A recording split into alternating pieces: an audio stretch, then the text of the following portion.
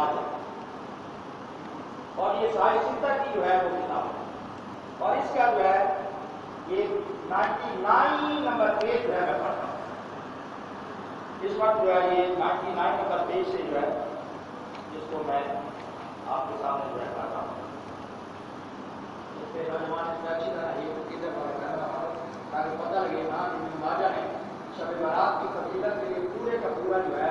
وہ 73 جو ہے باب ہے۔ اب جو ہے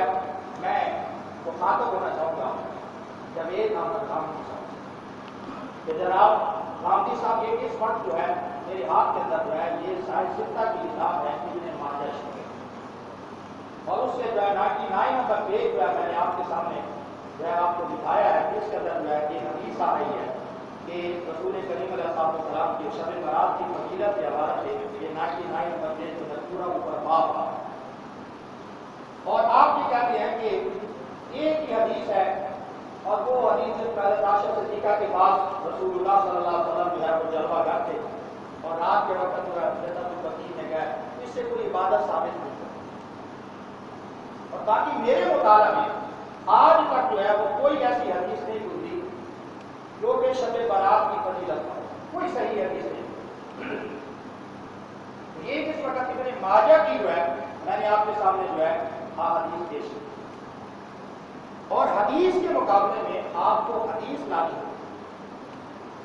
یہ ابن ماجہ ہے، آپ بخاری سے لے آئیں، مسلم سے لے آئیں، ترمذی سے لے آئیں، نسائی سے لے آئیں، ابن ماجہ سے لائیں، اور حدیث کا مضمون یہ ہونا چاہیے رسول اللہ فرمائیں کہ شب برات کی رات کو عبادت کرنا اور دن کو روزہ رکھنا یہ منع ہے، کہنے والے رسول خدا، کیونکہ اس طرح ہم کیوں مانیں گے کہ جناب یہ آپ حدیث ضعیف ہے، ضعیف ہے تو آپ اس سے اضاف لے آئیں، غامدی صاحب اس سے ضعیف تر آپ حدیث لے آئیں، لیکن خدا نے اس طرح امت کو نہ کریں کہ آپ کو صرف ضعیف کے زور پر آپ سارے کا سارا اپنا مسلک چلائیں، کیونکہ خوارج صحابہ کے دور میں وہ شرک کے زور پر اپنا چلاتے تھے، کیونکہ حدیث کا تو سوال ہی صحابہ موجود تھے، اور آپ جو ہے ساری کی ساری باتیں جو ہے وہ ضعیف کے زور پر چلاتے ہیں، ضعیف کا آپ ضعیف کا تو آپ حضرت ہیں حضرت ترین لے آئے، لیکن رائے حدیث کیونکہ یہ بالکل سیم خوارج کی کٹ ہے کہ وہ سارے کا سارا ان کا طریقہ تھا صحابہ کے دور میں ہر بات کو وہ کہتے تھے شرک صحابہ کے سامنے، اور آپ کہتے ہیں جناب یہ ضعیف ہے، یہ صحیح حدیث نہیں ہے، یہ حدیث اس وقت جتنی کہ میں نے حدیثیں پیش کی ہیں ساری کی ساری جو ہے یہ سب جو ہے ساجدہ دے ابن ماجہ سے پیش کر رہا ہوں، 99 نمبر میں یہ پیش امام ابن ماجہ لے کر رہا ہوں، اور اوپر جو ہے پہلی پورا باب آتا ہے، حضرت عائشہ صدیقہ کی حدیث لے کر آیا، اوپر پہلا باب آتا ہے، اوپر حدیث کے عنوان کیا ہے اچھی طرح اس کو مارو کیمرہ تاکہ جو ہے کم از کم اس کو جاوید اور غامدی صاحب دیکھ لیں، اور پھر کالجوں سکولوں یونیورسٹی میں جب دس سے تو وہ لوگ بالکل جو ہے خالی دیر لوگ ہوتے ہیں ان کا دماغ خراب ہے، کیونکہ ان کو پتہ چل جائے کہ ایسا نہیں ہے کہ ہم جب بیان کر دیا تو آگے چلتے چلے جائیں گے، ایسا سننے ایسی بات نہیں ہے، کیونکہ آپ نے تو یہ بھی لوگوں کو درس دیا ہے کیونکہ آپ کا بیان چل رہا ہے کہ روزے کی حالت کے اندر جو ہے آپ جو ہے اردو افسر کی بوتل پی سکتے ہیں، آپ اگر اس طرح کا بیان کرو تو دلیل کیا ہے؟ دلیل اس کی یہ ہے کہ یہ رسول اللہ کریم علیہ السلام کے زمانے کے اندر وہ افسر کی بوتل نہیں ہوتی تھی، زیادہ روزے کی حالت میں رمضان کے روزے میں یہ پیے، تو پھر تو کئی مزے بھی کھا لینے چاہیے، فروٹ چاٹ بھی کھا لینی چاہیے،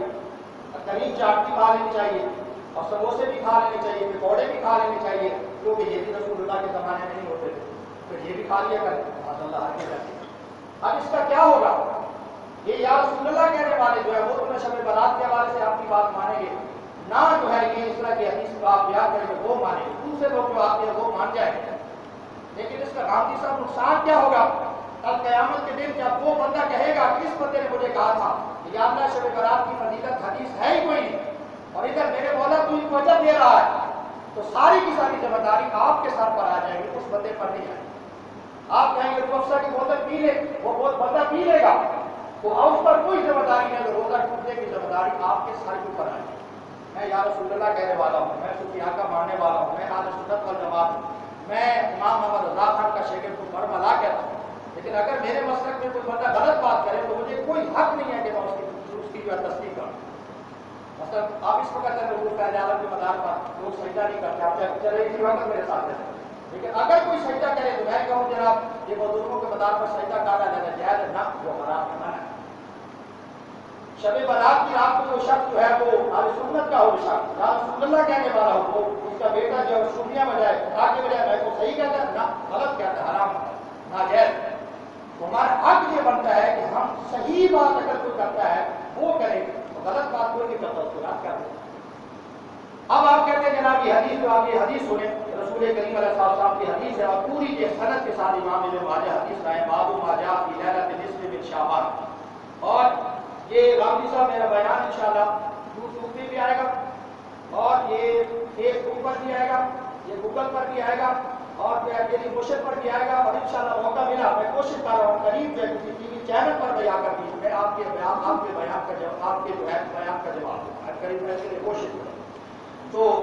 فرمایا اب یہ پوری سند کے ساتھ جو ہے یہ حدیث جو ہے یہ دیکھیں،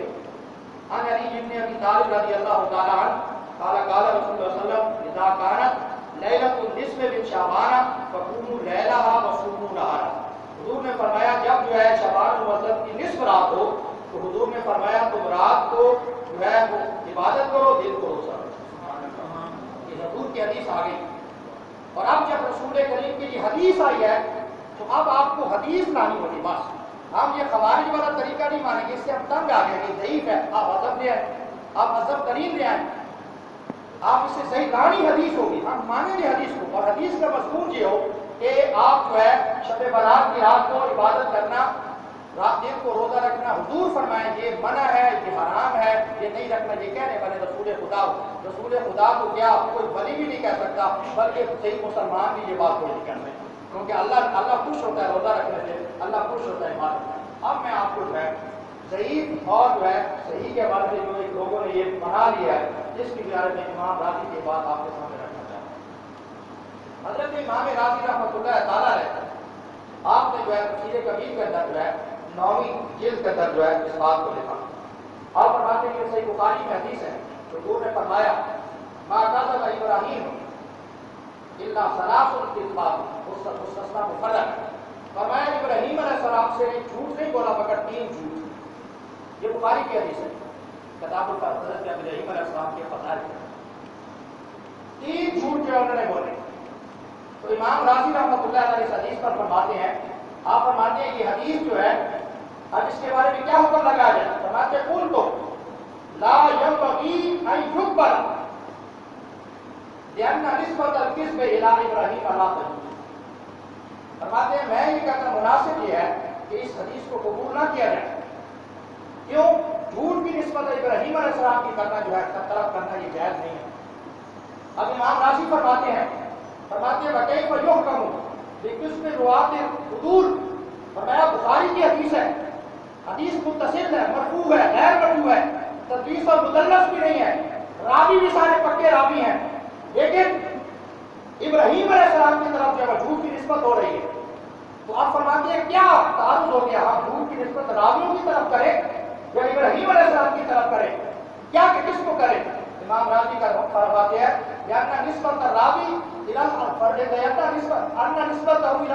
اولا، فرمایا راوی کی طرف نسبت کرنا یہ اولا ہے، کیونکہ ہم کہہ دیں گے کہ جناب فلان جو ہے یہ راوی یہ ضعیف ہے، اس کے اندر حافظے میں کمی آ گئی ہے کہ اس کے اندر کوئی کمزوری پائی گئی ہے، ہم اللہ کے خلیل کی طرف جھوٹ کی نسبت نہیں کریں،